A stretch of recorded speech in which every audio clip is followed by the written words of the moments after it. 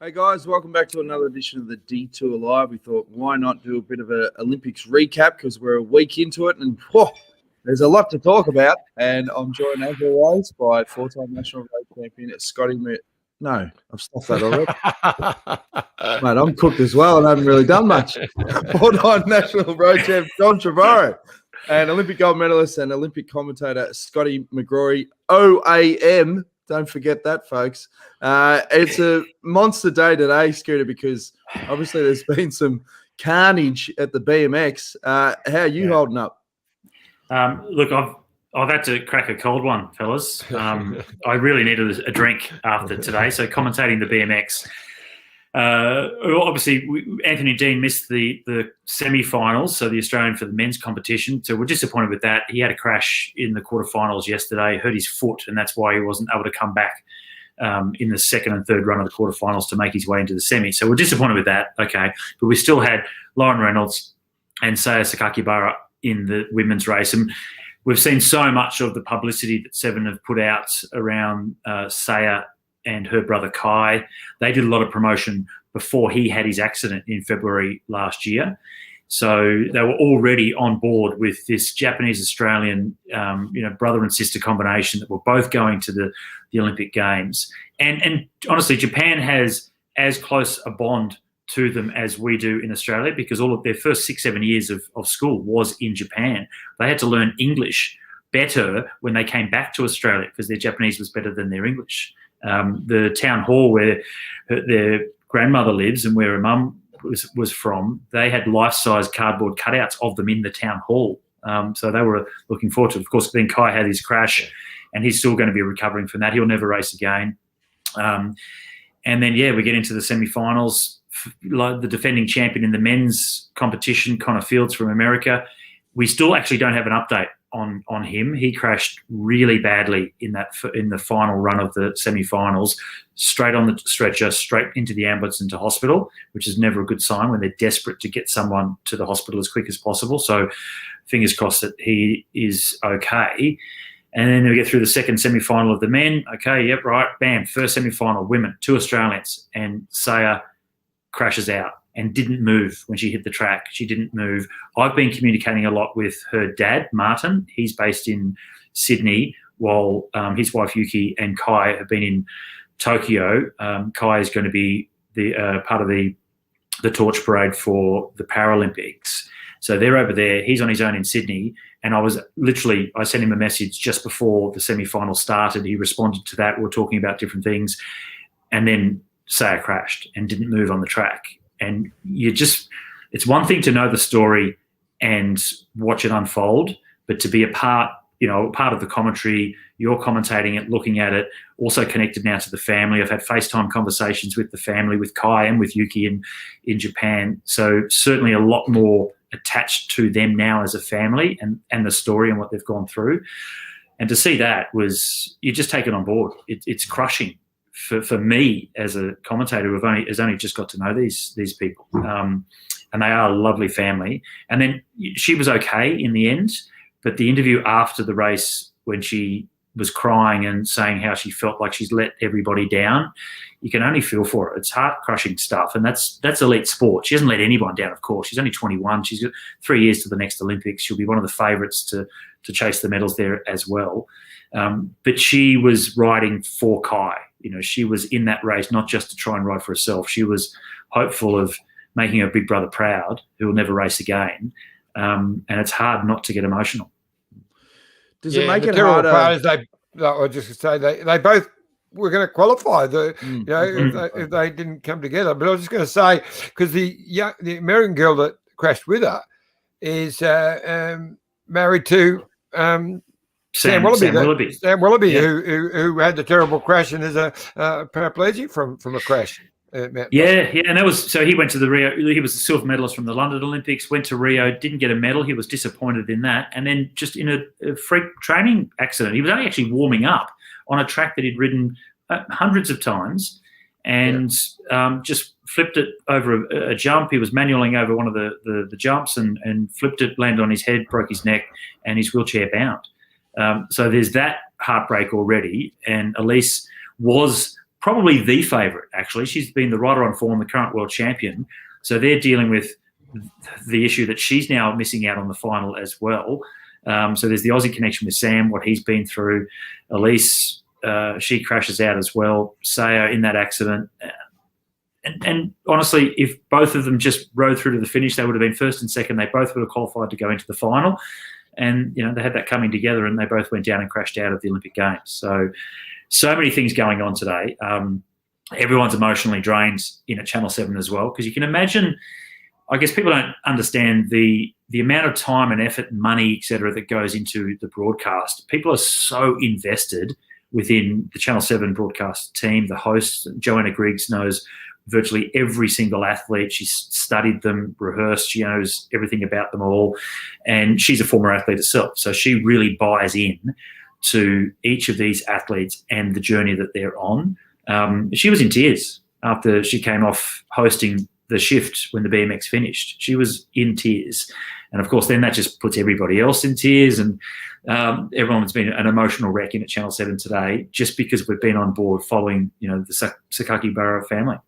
Well, I saw an interview with the guy on the ground who does the on-course interviews, and he was really shaken. Matt Carmichael. Yeah. And how's it been commentating with, obviously, Phil we know pretty well, but Anna Mears, obviously a legend of Australian Olympic history. How's she been with everything as well? Yeah, well, look, she's obviously been nervous because it's something new to her. But fantastic. She's been great. I think she's really enjoyed these few days. The difference today was after we finished and we went in to have something to eat into the cafeteria in at Channel 7. She admitted that she was completely spent. And it's one of the things that I realised very early on when I started commentating is, especially when you get emotionally invested in stories like the Sakakibaras, you're putting it all out there and you'll finish commentating and your legs don't feel as if they've done anything because you've just been sitting on your butt all day, and they haven't, right? And as an athlete, to feel tired, you need to normally physically feel tired. Mentally, you should be okay. It's just you pushed your body really hard and you've got sore legs and you're really tired. But this stuff drains you mentally. You're so emotionally drained from all of this, and that's what she was feeling today. Now, we've had 3 days of road events, commentary, plus, I've done a couple of the mountain bike days of commentary as well.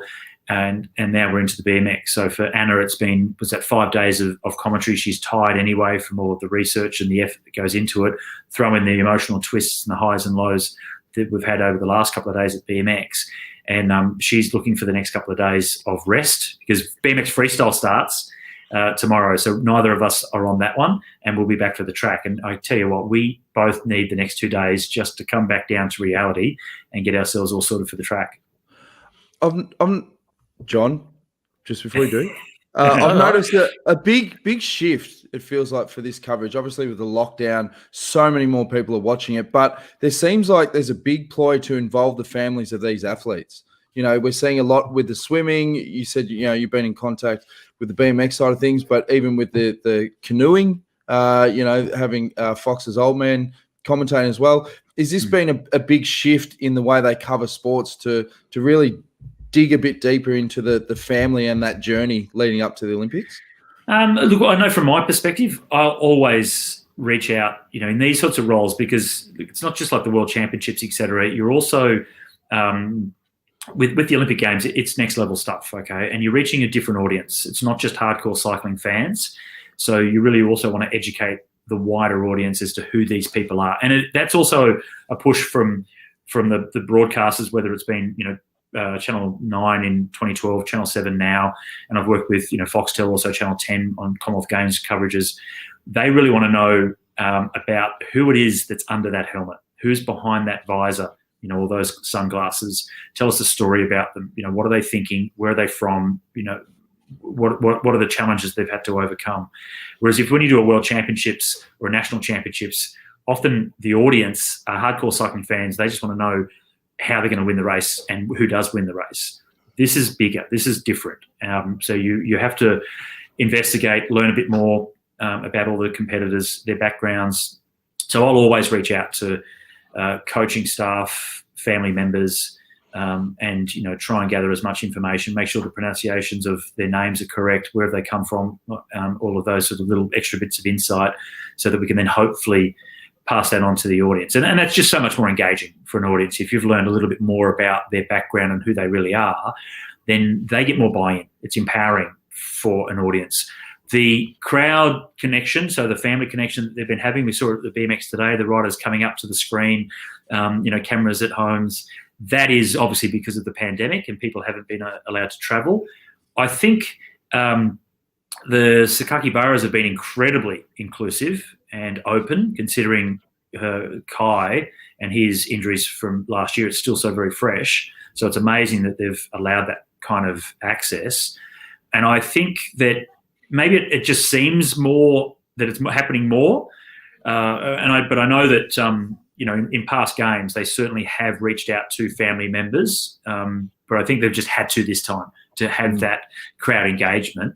Some of it, like the screens they were having after the BMX today, I hope that continues, because even when it opens up, say Paris in 3 years, everything's fine and you can have everybody at the games, there's still going to be people back home or around the world that can't get there or couldn't get tickets. So I think it'd be nice to still have that. It's another way for people to connect. Iffy?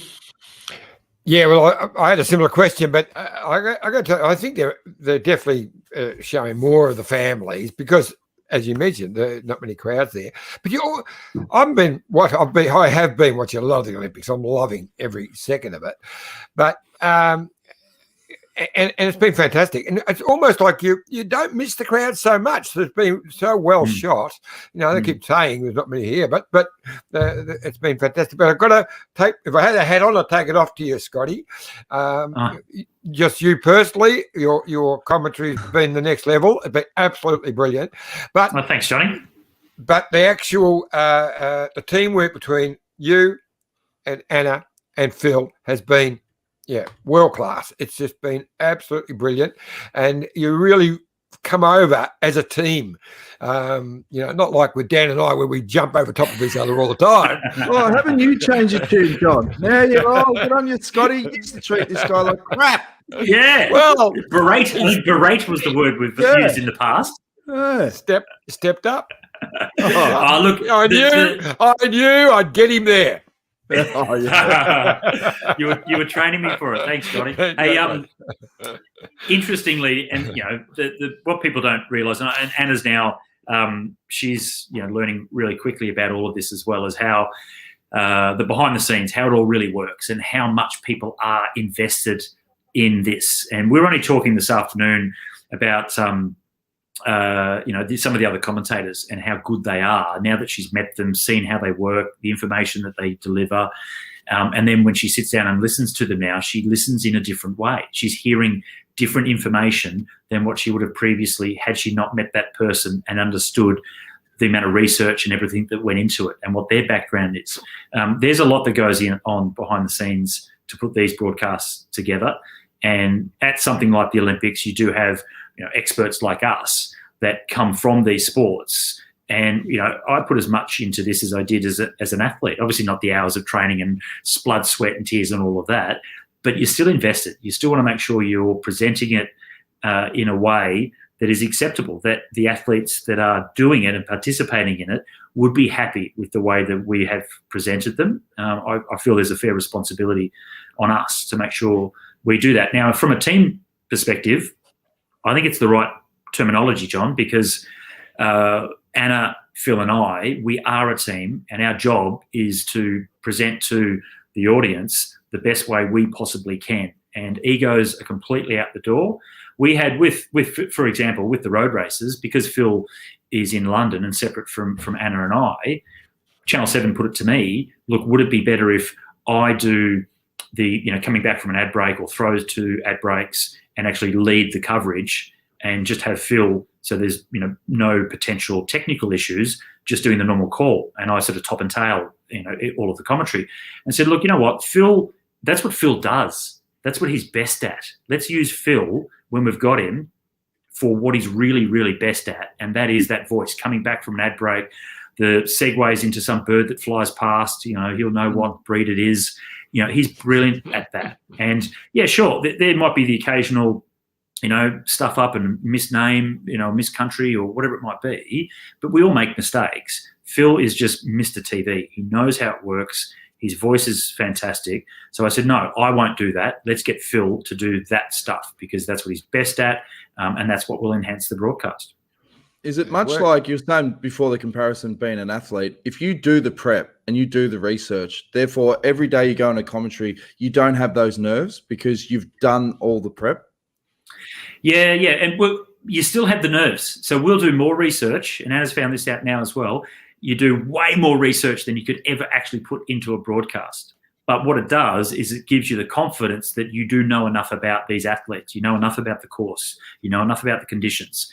And you just want that extra bit of confidence. Now, for a rider or an athlete of any sport, that confidence comes from just knowing you've done as much as you possibly can and you could not get any fitter or in better condition for race day. And it is the same. It's the same with the commentary team. Now, the opposite of that is, when I was thrown into the modern pentathlon 5 years ago, I had, literally 15 minutes notice when I was told to commentate the last event of modern pentathlon.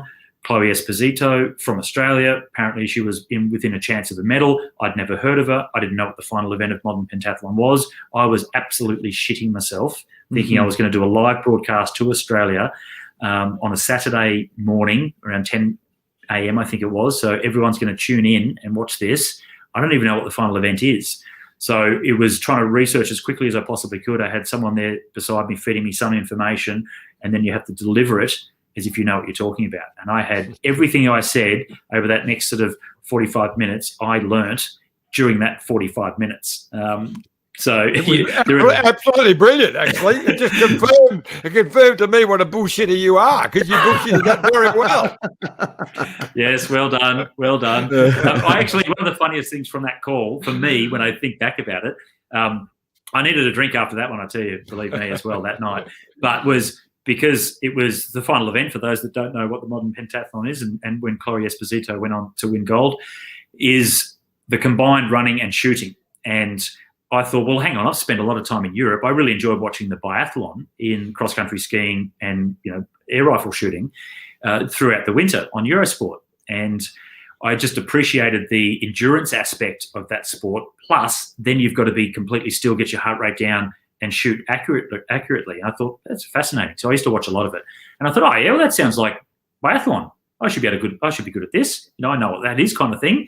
And when they started, they went to the first shoot, I realised, okay, it's pistols. And I just assumed it was air pistols like the air rifles in biathlon for the skiing would be. And then I realised as they are doing it and I'm commentating that they were laser pistols, not real ammunition. And luckily I'm not saying this as I'm realising it, because then I thought, oh, actually the targets are in front of the grandstand. So, yeah, that makes sense, because if they missed, they'd be killing spectators. That wouldn't look very good, would it? So I'm actually having this realization as I'm actually commentating the sport. I'm like, oh, okay, that makes sense then. So yeah, it's strange what you can do and get away with if you know how to bullshit. Well, random Olympic story, not killing spectators, but I saw someone posted, I didn't even realize the Seoul Olympics when they lit the cauldron, and they've banned doves ever since. Did you see that, Iffy? Yeah, in the 88, and they lit it up. They cooked them. How did you put that phrase? This is what it sounds like when doves fry. Hey, I'll run through some comments. We didn't know any of the doves personally or their families, so it's okay to laugh about it.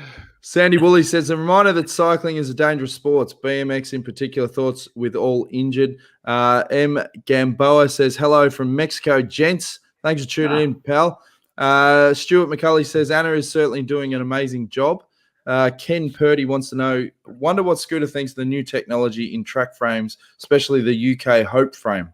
Whilst the UCI say the public must be able to buy them, as far as I know, no one has.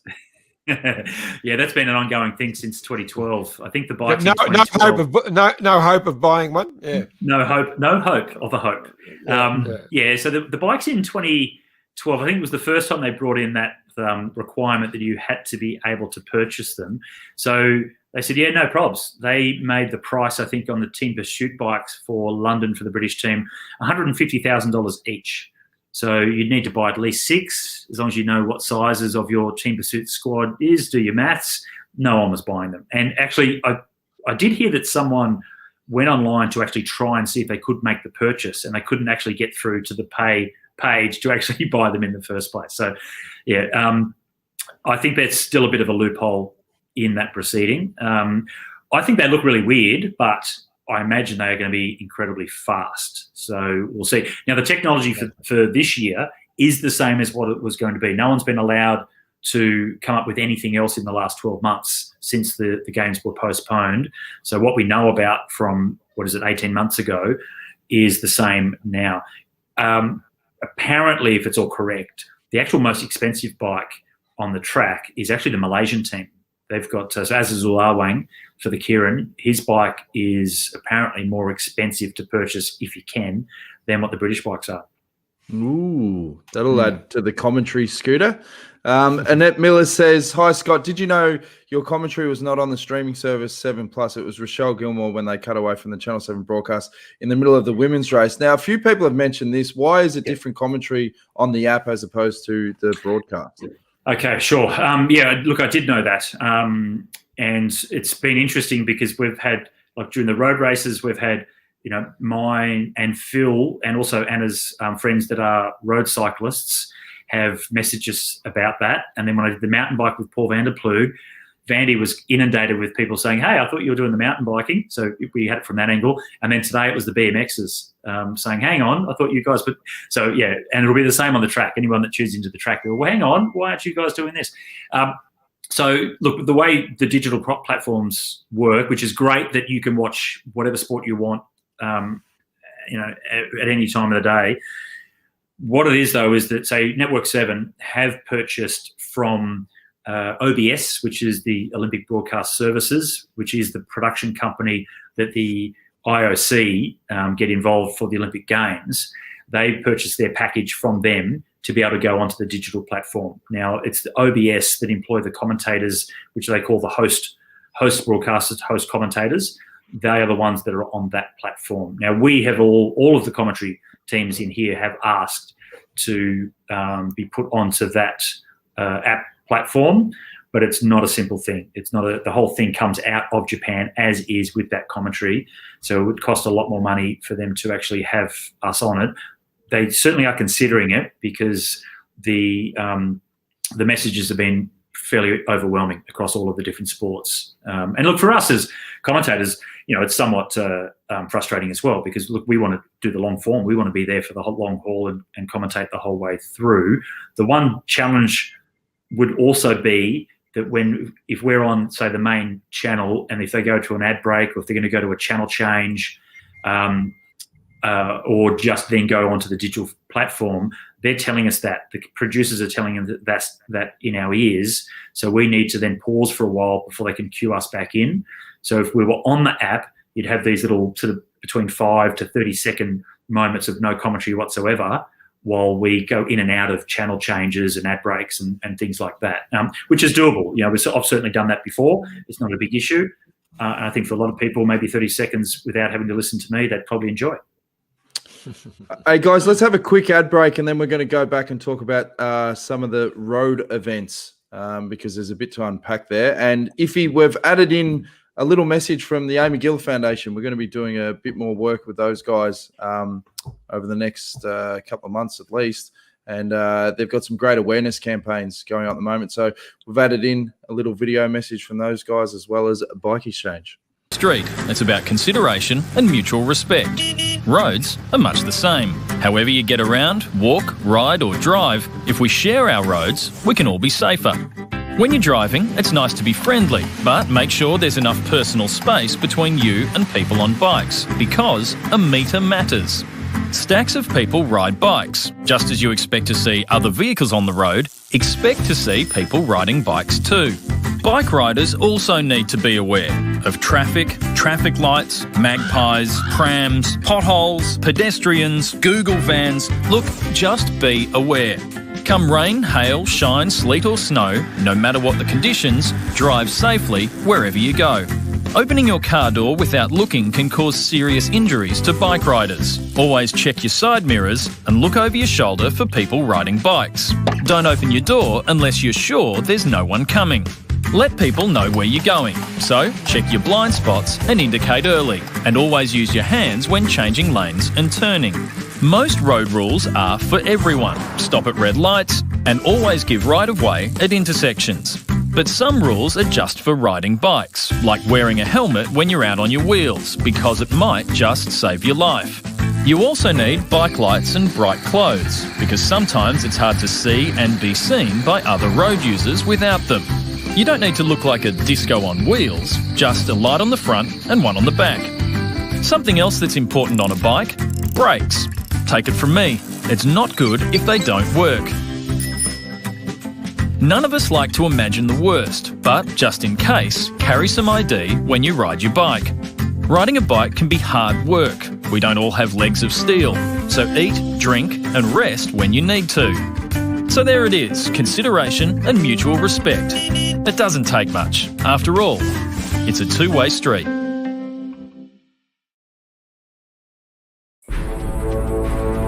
Look at this bike. You think it's just a bike, right? But it's not. It's a bike 374 people are looking at.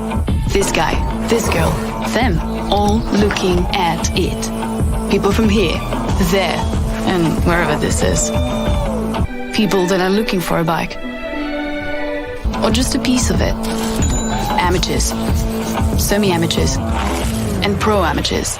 This guy wants this bike, but with this crank and these bars. This could be the perfect match. But not this one. This girl has a bike to sell, and thousands of people might purchase it. Eyes on Bikes help grow small businesses. His, hers, yours, and the latest data and insights help those businesses keep moving.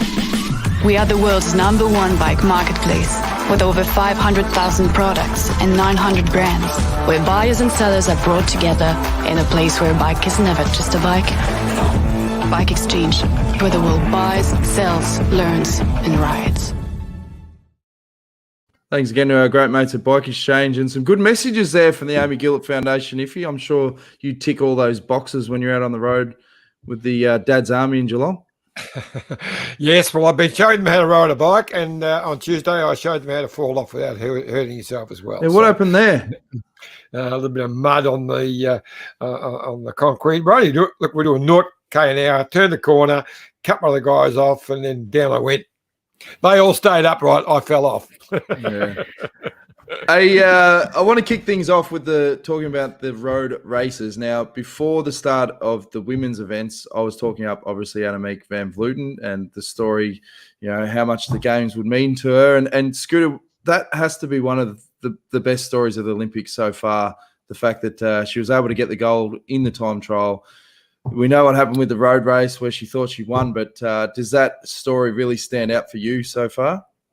Yeah, there's a couple of things in there, isn't it? Because, look, she's a lovely person. We all know Annemiek, and, winning the time trial, especially, had she not won the time trial after what happened in the road race, it'd be the same, wouldn't it? You have to feel terribly for her, but she deserves it. It was a great ride. Obviously, she deserves the time trial. Anyone that, same with the men with Roglic, what incredible rides from both of them.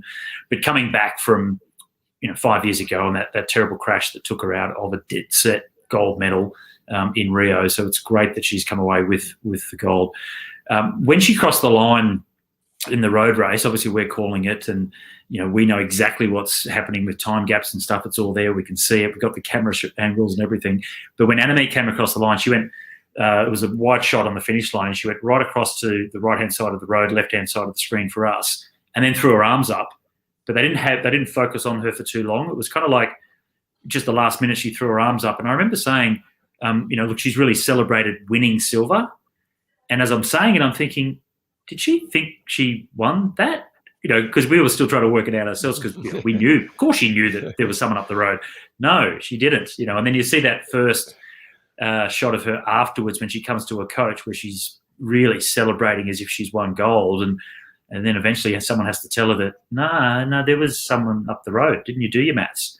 So that was heartbreaking. So there's 2 Olympics in a row where she's crashed out and then basically messed up not knowing. Now I don't know how much that would have changed, because the Dutch was like 10 Ks to go that they actually started to try and commit to bringing the gap down.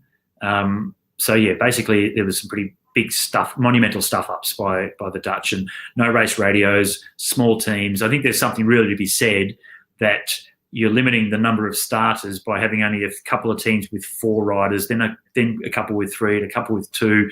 Who's going to do all the chasing when these big breakaways go up the road by so far?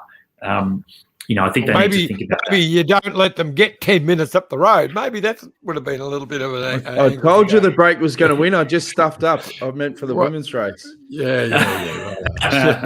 Yes. Yeah. Well, but see, you get 4 riders in the Dutch team, guys, that all could have won on their own. So you have to sacrifice 2 of them. You have to sacrifice 2 of them to just get on the front and chase. And then every other team are thinking, great, this is the way we can beat the Dutch, by weakening down to only 2 riders. So no one was going to assist them in that chase, even if they did take it up earlier. But you are right, John. Don't let the gap go out that far. But that just shouldn't happen, we're talking about the women's time trial, which we just were. What a great ride from Grace Brown. I mean, she just missed the bronze medal by 6.5 seconds. So absolutely brilliant ride. Yeah, and the crashing out at the women's Giro, that obviously played a role. That definitely affected Amanda Spratt. She was nothing like her normal self in the road race. So you've got to feel for her. And so not an ideal preparation for Grace. It just shows, people look at Grace's age and think, oh yeah, look, she's not that young. But look, she's so new to cycling. She's still learning. She's going to be fantastic. Give her another 3 years, Paris. No, she's a force, a real force. And so will the other young Aussie in there, who's very young, Sarah Giganti. I mean, gee, how many broken bones did you have just recently? And to come back, and she finished 11th. She was right in the mix. So fantastic. Broken leg, mate. Broke her leg this year. Like that's in flesh alone earlier this year, and the amount of time that she's had to have off to repair that. Then it's the home trainer training, because she couldn't go outside. Very limited road training towards the end anyway. Then you've got to think about things like, your diet. Like, she had to be so strict on her diet because she wasn't riding much. So you can't come to the games 2 kilos overweight. You're going to have no chance. So she's an incredible young character. The strength of mind and the team that she has around her. And this is not the first time that she's come back from terrible injuries like this. She did this when she was second year under 19, broke both arms, and still trained for the Junior World Championships, 2 international trips that year, coming back from broken arms, plus then getting a perfect score for her ATAR year 12. She's an incredible character. And if she can stay upright and not break more bones, she'll be as good, if not better, than someone like Annemiek van Vleuten. Yep, I agree. I've got a couple more comments. Obviously, Wendy Superfan. Hi, Dan, John, and Scott. G'day, Wendy. Carolyn Harbeck says, love listening to Scooter, Anna, and Phil commentating, with a big thumbs up. Brian Kavanagh says, hi, lads. Listen to you while I wax my chain for the first time, praying I don't completely mess it up. I've adjusted that. Annette Miller says... wax his legs. But you said wax, a bit too intimate for me, but anyway, I said chain.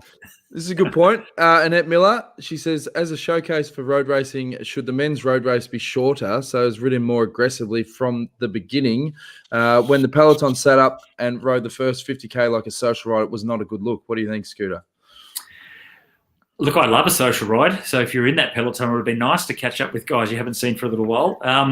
Look, there's an argument for it. But I don't look. I think that the type of course, having a start and finish locations in different places. We saw this with the World Championships in Geelong as well, starting in Melbourne. It lends itself to that casual rollout for a long time. When you have races like it used to always be, the Olympics and road races, John, and you can have your take on this as well. I think the breakaway, the early breakaway, doesn't get anywhere near, or hasn't for a very long time, anywhere near the kind of gaps that we've had before, because they're forced to go up whatever the hard hill is on that course every lap. And I think it just changes the dynamic of the race. Yeah. The sport is about the endurance. It is the long form, and you're going to come with that. You're going to have long, boring races sometimes. But it is about trying to wear them down over a really long period of time, so that finale allows the very best in the world to shine through. And for those that haven't raced at that level, there are a number of riders, a lot of riders that can race up to 200 kilometres, and the old Olympic distance was 180 for the amateurs. It's only since the pros have come in that it's gone that bit further. There are a lot of riders, and you go and do the classics in Europe and all those things, plenty of guys are competitive to 180 to 200 kilometres. Once it clicks over 200, that's a different breed of animal that is still competitive to 230, 40, 260 kilometres. You know, that's your Tom Burnens and your Cancellaras and your Sagans. That's when they really get to shine. That said, you know, we've had some spectacular short stages in the Tour de France. It's just that they are 1 or 2 or 2.5 weeks into a long race. So the endurance, you know, effect has already taken place. Yeah, I love the short races in the Tour de France. The short stages, just every time, love them. But they whack a few longer ones in as well. But the short ones are always great. But when it comes to the Olympics and the classics, you know, the monuments, it's the distance plus the topography that makes those events. They're pretty special. And the Olympic road race, I thought this year was one of the great Olympic road races, actually. Okay, a little bit boring the first 40 or 50K, but it wasn't boring in the last 100K. It was a fantastic bike race. Got a feel for what went up, don't you? I reckon shorten it up. Shorten it up. Yeah.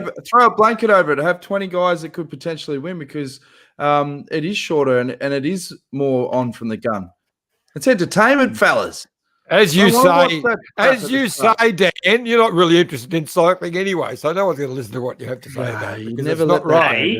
Think about it from for Channel 7. The longer the race, the more ad breaks you can put in. You know, so that's more revenue. So that's going to help them, isn't it? Then they can pay, you know, Phil and more money. That's my point. It was a fantastic bike race. It was a fantastic bike race. Don't mess with it. If you take out the first couple of hours, boring. Spice it up. All right. Let's agree to disagree. Ryan, sorry, mate. Wout van Aert's performance. Yep. Do you still get that if it's still only, okay, got silver, but there was no one else in that group, and the reason that he was on his own, and I think I said in commentary, Wout is the driver of this bus, the chase group behind Carapaz. Yeah. He is the driver of this bus. Unfortunately, when he looks over his shoulders, he just has too many passengers.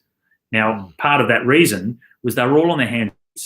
And Wout was really squeezing it on the hill. No one else could really come through, except for maybe Gaudu. Gaudu put the whole poker face on, I'm hurting, and then he attacked them. Like, yeah, bloody frog, should have been rolling through. I spoke to O'Grady about this. O'Grady was livid that you've got a chase group, the gold medal is just up the road, just up there in front of them, and yet everyone's sitting on Wout thinking, well, he's going to beat us if we catch him anyway. Well, you're not going to catch him unless you help him. At least then you've got a chance for gold. They should have all been rolling through, doing something to keep Carapaz within contention to have a chance at gold. They threw it away, the whole group. They did. Ryan wants to know, do you think Anna van der Breggen should hang on another 3 years and go for gold again in Paris? Do you think she'd be able to win the ITT if she didn't retire? Look, I think the biggest question around this comes down to the salaries. I think she's stopping because she's not earning $1 million a year like the guys. Like if she was earning a male salary, she'd stay till she was 40, as so many of the guys do. She loves the sport just as much as they do. She trains just as hard as they do, but she needs to get on with her life so she can start to perhaps make some real money because she's not getting paid enough to be a professional cyclist. It's a shame, isn't it? Rowan Dennis, obviously that was an impressive result. Iffy, third in the time trial. He did put it out there by not riding in the road race and setting himself for this, but you must have been pretty impressed with his ride behind the Rog and Dumoulin. Yeah, look, it's funny, isn't it? We're all talking about the Tour de France in the road race. It was all the Tour de France riders that dominated the medals in the race. But, Primoz Roglic only rode 1 week of the Tour de France. The other two didn't ride it at all. Very impressed with Rowan's ride. And interestingly, all three of them are going to be Jumbo Visma next year. So if they've got any team time trials in the Tour de France next year, they'll be pretty hard to beat. But no, it's a sensational ride. I didn't know that, Johnny. So when was that? I've been so immersed in everything else. When was that announced? Well, it was announced a couple of days ago that Rowan's going to Jumbo next year. And I also saw that Primoz has signed on for till 2024, I think. And Dumoulin has just announced that he's going to ride on next year. So staying with Jumbo. So yes, all three of them will be Jumbo next year. So that must have been. So that was announced when I was must have been doing the mountain biking with Paul van der Ploeg. So I didn't have an interest in road racing. I was a mountain biker at that point. Zippy wants to know how much faster would have Rowan been on the blacked out BMC?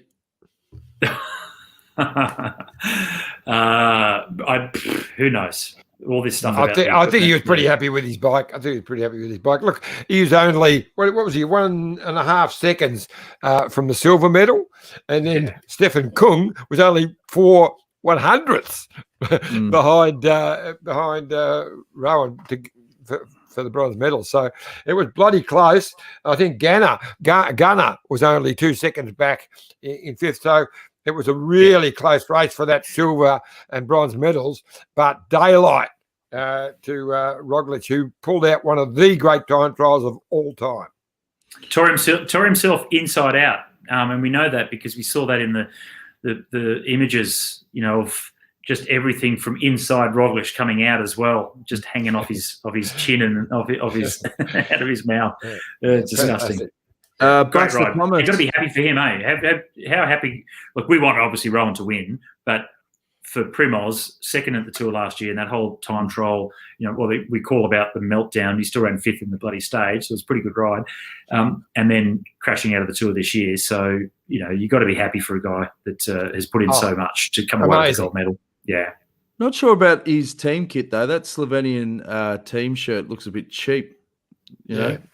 I'm not happy about any of the road riders on the podium. The road riders on the podium, so he's wearing a shirt, they're wearing tracksuit tops. The girls, even the Dutch too, were wearing different tops. Like they just, I don't know, it looked like a club competition in the end when it came to the podium and presentation. I wasn't happy about that. Well, I saw fashion police. Just totally going off canter here. There was controversy today with one of the US Olympic swimmers who ran fifth and refused to wear a mask in the interview post-race. And he's also one of these sort of anti-vaxxers that's got on his high horse, and he has been absolutely slammed. Because generally this Olympics, has it surprised you, Scotty, that obviously COVID's been a big talking point and it is just exploded in Tokyo, that it hasn't run through the games like a bushfire? Well, we saw it with athletics, didn't we? The Aussie team had to go into quarantine or isolation for, I think it was 2 hours, so they're okay. Now it's only 2 hours. I don't know, all these people coming back from Europe to Australia, spending 14 days in hotel quarantine. Apparently it's only 2 hours and you're good to go again. But I am expecting that to continue to happen. I think that, how can you stop that? So hopefully it doesn't. I hate to see athletes lose their chance because they may be asymptomatic, not feeling any issues, could compete, but can't because they test positive. Look, the whole reason it's on is because everybody has gone through their own bubbles, their own processes and protocols to make sure they can come here. So pull your head in, whoever that guy was, and just put a mask on. Who cares? Geez, there's going to be a sense of relief once the games have finished for all the organisers and that, with all the stress they would have had to have gone through. But I was just saying before, Buster Thomas, he agrees with me, Olympics not for the diehards, make it more dynamic. And Tony Dean said, surprise, Olympic road race is not a circuit. Much better for the spectators on the ground, and TV viewers get to know the course and know what's coming up. Now, John, you've designed a few courses. Would you do it as a circuit? You love a good circuit, don't you? I do. The Worlds in Geelong, 14K circuit. So you have they had to go Melbourne to Geelong, but then a 14K circuit. I thought it was fantastic. I do like it. It's great for the spectators. They had a circuit here, but it was a pretty big circuit around Mount Fuji. But I do like a really good circuit. So mixing place to place and then circuit is the way to go, I reckon, which I think is the Geelong, the World Championships in New South Wales, which are next year. It will be the same thing, a place to place. I'll probably go Sydney down to Wollongong and then around the circuit. I think it's fantastic. Yeah, I think there are discussions, guys, around because it's not a short stint, is it, from Sydney down to Wollongong. Not sure exactly what the Ks are, 80 Ks or something like that maybe. But where it actually starts in Sydney, because you've got the incredible landmarks, obviously the bridge and the Opera House, etc. So there is a lot of discussion at the moment as to where it actually starts and what part of the landmarks or which landmarks it may go through for TV images. Depending on what they end up coming up with, it could limit how many circuits they do in Wollongong, I think you've got to get that balance right between what looks good for a peloton to ride past and how much that really is of value compared to how much that may change the back end of the race where you really want it to be exciting and difficult. Annette Miller says that Van der Breggen is going to be a sport director. Yeah. So she's going into a different role. Now, Scooter, looking ahead before we wrap things up, you must be getting excited with the track events coming up soon. Yeah. Well, there was a bit of a hint a little while ago from Channel 7 that they might get me on the BMX freestyle, which starts tomorrow. I won't be doing that. It's the guys, or one of the commentators at least, that did the skateboarding the other day, and they're bringing in an actual expert of BMX freestyle. So I'm looking forward to these next couple of days just to get a little bit of recovery. And I'm genuinely truthful about how challenging today was for us emotionally. So I do need that tomorrow or over these next couple of days. And I'll also then get into a bit more research just on some of the athletes that I don't know a lot about from the track in some of the countries. They may not get medals, but you still want to do them a good service as well. It's going to be a cracker. It's really going to be a cracker. The men's team pursuit, is one of the events I'm really looking forward to and very nervous about, because there are, 5 countries that are genuine contenders. And I spoke to Tim Decker and Glenn O'Shea, 2 of the coaches a couple of days ago, actually, and no one really knows where anyone's at. That's what's going to make these track events so interesting and unpredictable, that there hasn't been these competitions over the last 12 months at any really high level. So no one really knows what the competition are going to be like. So they've all just done what they could for training. And at Team Pursuit, they might be going in thinking, yep, we know the power data, we know what our trial times have been, we're in pretty good shape.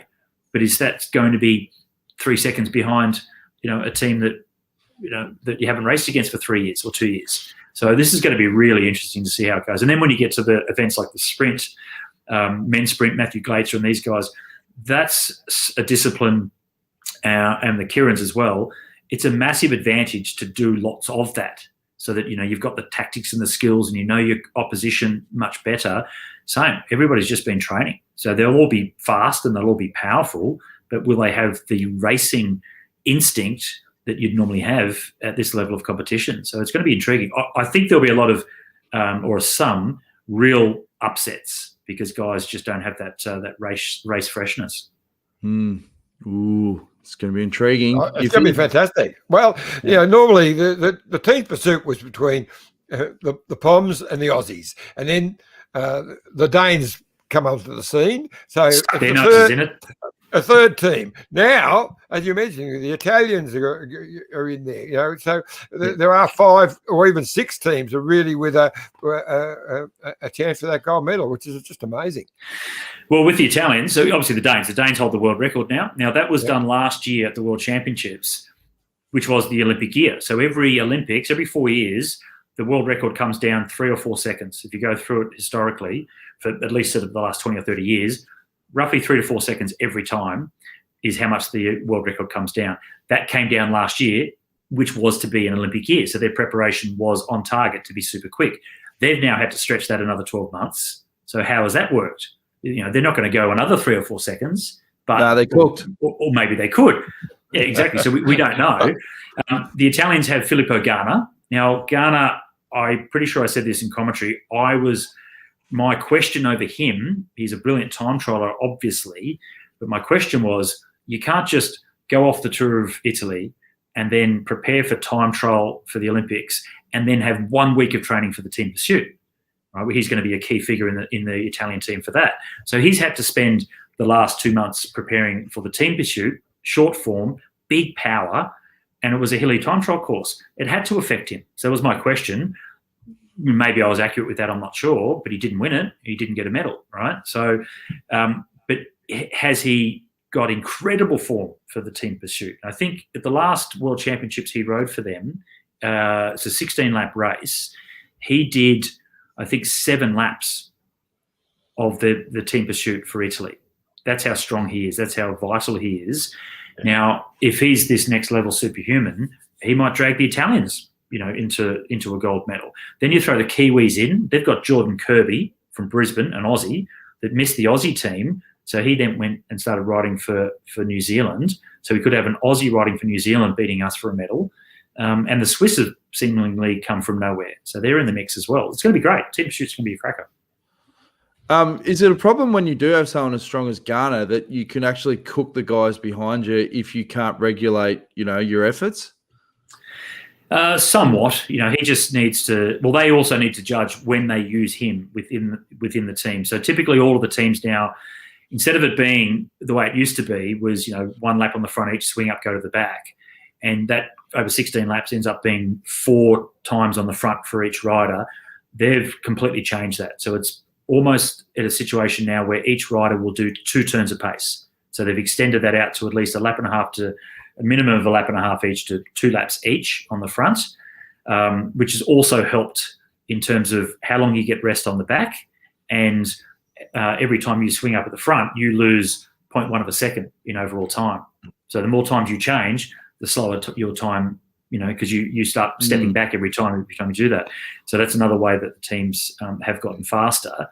So with Filippo, he'll just do 2 turns, and they'll be massively long. They'll be 3 or 4 laps, each time he gets on the front, which will give. Well, he'll increase the speed, but it also gives the other guys behind less time on the front, so it counteracts that somewhat. But yeah, you're right. Like if he was to just jam through at an incredibly high pace and not understand how to lift the tempo gradually, he could really hurt the legs of the other riders. They'd be well trained, and that shouldn't happen. Because I heard that was an issue with guys like Wigo back in the day. I think 2012, he was so strong, he was cooking the guys behind him just because he was in incredible form. So, well, if you go way back with the British team, I remember going to the World Championships. I've got to think when that was now. Might have been around 2000, and Chris Boardman had broken the world hour record, and he rode the individual pursuit, won that, and rode 4 minutes 13, I think it was, or 4:11, might have been 4:11, and which was an incredibly fast time as an individual pursuiter. The team pursuit team that year rode 4:13, so he rode 4:11 on his own, and then his countrymen came out without him to do the team pursuit. They were 2 seconds slower, 4 of them. Wow. So I remember joking, saying, "Look, Chris, just give Chris 3 cardboard cutouts to tow behind, and you'll get a better team for Britain, a better time." All right, anything you want to add before we wrap things up, Iffy? What's the latest on Matty Glasner? I mean, we know it's a wonderful story. He's been a superstar. He's suffered cancer. He's come back from that. But have you heard anything exactly how his form is?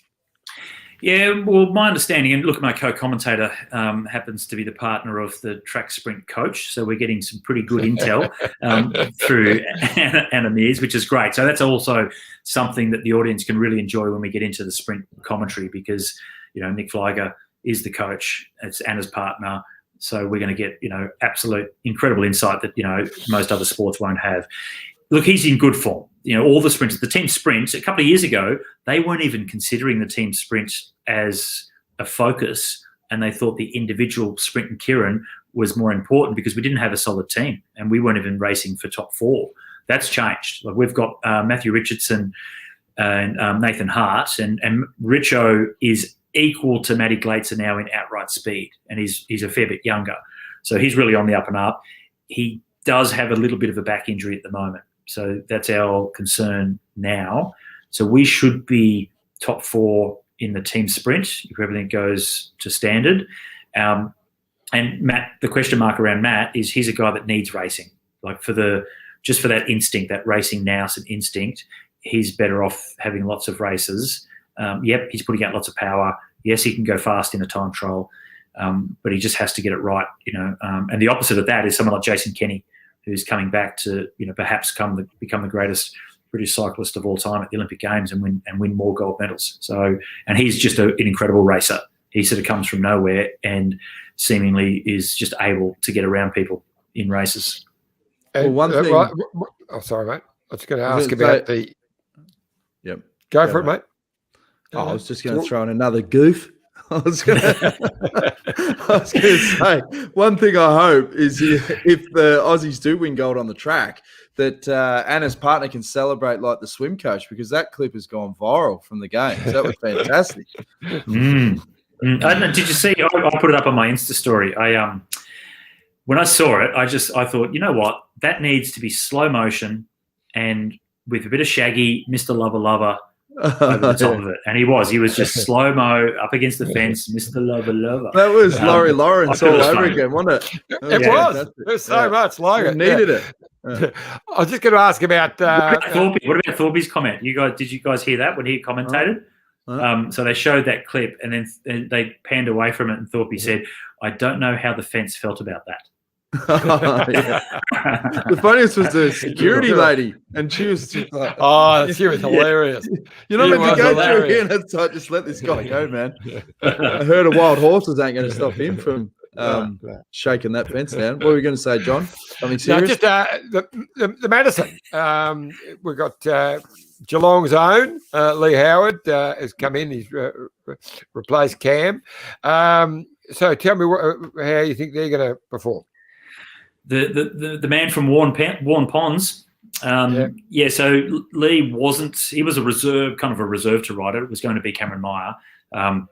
So Lee and Kellen O'Brien for the men. Look, obviously both these guys, are good enough to do it. The Madison itself, though, it seems like it has changed. It's evolved really quickly just over these last couple of years, and the way the Danes ride it, Lasse Norman Hansen and Michael Morku, they are just such big motors. And while they have sprints every 10 laps now, they've changed from every 20 to every 10.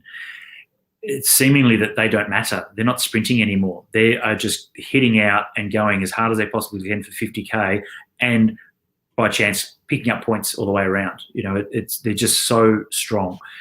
We're going to have more speed, you would think. Kell O'Brien's really, really quick on the track. So I think they're capable. So short answer, yes, they're definitely capable. It's going to be just really interesting to see who can manage the conditions, because it's going to be lightning. It's actually going to be really challenging for us to commentate, because we're looking at a screen when we commentate it, not at the venue, which makes it really challenging. And the way they race it is just attack, full gas. And if you're not in the first sort of 5-6 teams, within those first couple of laps, you're going to be chasing behind. There'll be teams missing changes, crashing, gaps opening up. And if you're not out front attacking, you're going to be out the back bridging gaps. So it's going to be challenging. The women's race traditionally has been more of a stop-start sprint race. But any team that is strong enough to race like the Danes have been the last couple of years could get a real advantage with these sprints being every 10 laps now. So Georgia Baker and Annette Edmondson will be riding for Australia in that one, with Alex Manley as the reserve. And I think Nettie will probably do the Omnium as well, which gives her 3 events, Team Pursuit, Madison and Omnium, which is hard at this level at the Olympic Games. But the Omnium itself, it's 4 bunch races or 30 minutes between each on the one day, one in the one program. So that's also going to be really challenging for them as well. Who's riding it for the guys, the Omnium? It'd be Sam Welsford. Sam. Yeah. All right. Well, we've got a very important comment for you, Scotty, and it's from Jenny McGrory. She says, Scott, say hello to Mum. She's watching. Oh, hello, Mum. Dot. Hope everything's going okay. So she's the project. Quiet day, Dot.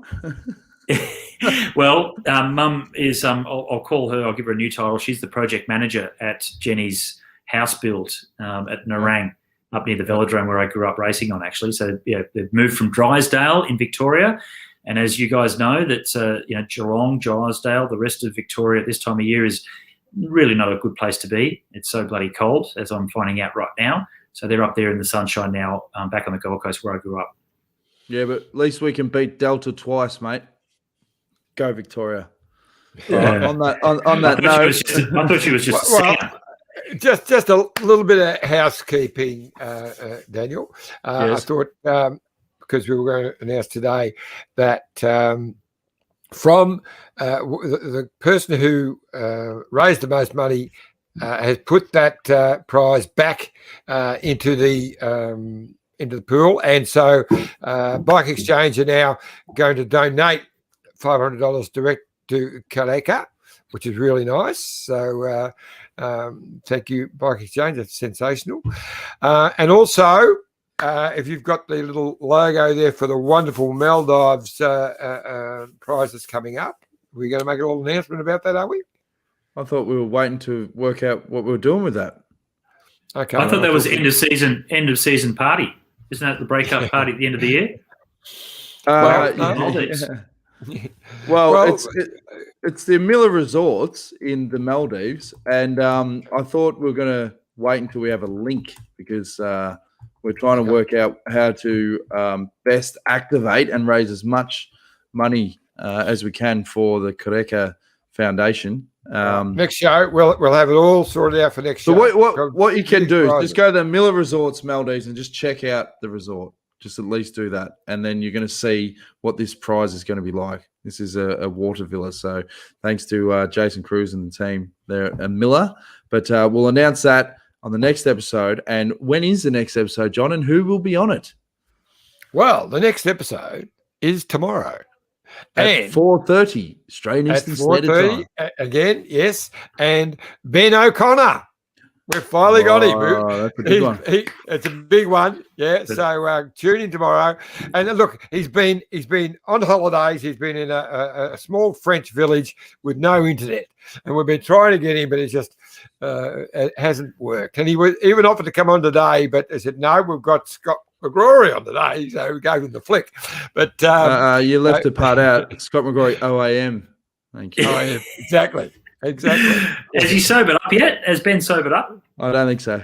I think he's been on an absolute bender. I hope he has. He's driving at the moment, so I hope he has. He's driving back to Andorra. But no, he's going to be on tomorrow, so we're really looking forward to that. And we'll tidy up our bit of housework and be able to give you all the latest on that wonderful $10,000 prize to the Maldives. Yep, for sure. Great episode. We really appreciate you taking the time out, Scooter, because it's been a massive day. Kick back and enjoy a beer, mate, and enjoy your day off tomorrow. If you want to jump on and chat with Ben O'Connor, you're more than welcome. But if you want to just kick back and sleep for 48 hours straight, then you can do that as well. There we go. Keep up the good work. Keep up the good work, mate. Yeah, it's been fantastic. So we're really looking forward to the second part. Yep, and hey, look, we're always after. I'll put it out there. We're always after different insight on different athletes and riders and things like that. So if anybody has sort of interesting tidbits that they think that the rest of the Olympic audience should hear about any of the riders that we're going to be talking about over the next few days in the track cycling, shoot through a message. Yep, for sure. All right, thanks again for tuning in, guys. We'll be back again tomorrow, 4:30 Australian Eastern Standard Time, to chat with Ben O'Connor. Big Ben. See you, Mum. See you, Dot. We'll call you. Yeah.